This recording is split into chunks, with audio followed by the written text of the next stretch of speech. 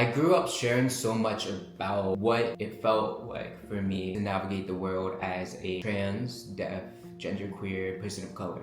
You may know me as a multidisciplinary artist, a couple different various forms. Directing, acting,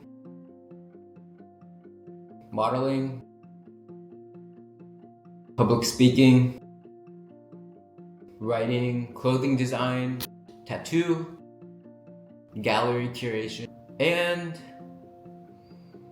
a few other wonky things. So, up until pretty recently, I have taken quite a large break from creating content. That time sharing in my late teens and early adulthood was transformative. I am eternally grateful for all of the opportunities I never saw for coming, the people that I met, and all of the experiences and memories that I now hold. There was also a side that was very overwhelming to navigate as a late teenager and someone just coming into their skin. In a lot of ways, I don't think I realized how overwhelmed I actually was at times, because there wasn't a lot of time for me to process all the different things I was facing throughout childhood, medically transitioning, understanding my deaf identity, various surgeries of top surgery, cochlear implant surgery, falling in love when I didn't believe I could be loved, etc. So it was a lot. At times it felt like the only worthy stories that mainstream media was seeing in me was my trauma.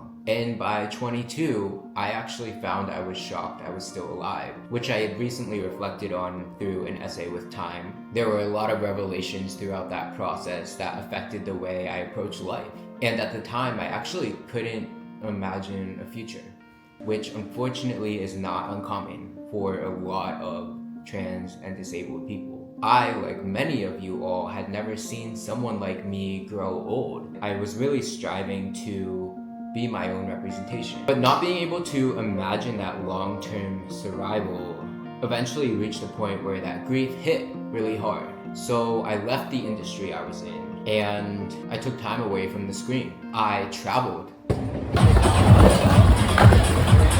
I faced an eating disorder. I built a support system that I didn't have before from the ground up. I learned to consciously trust my intuition. I learned the difference between solitude and loneliness. I started loving my fear, anger, and pain for what they were trying to protect.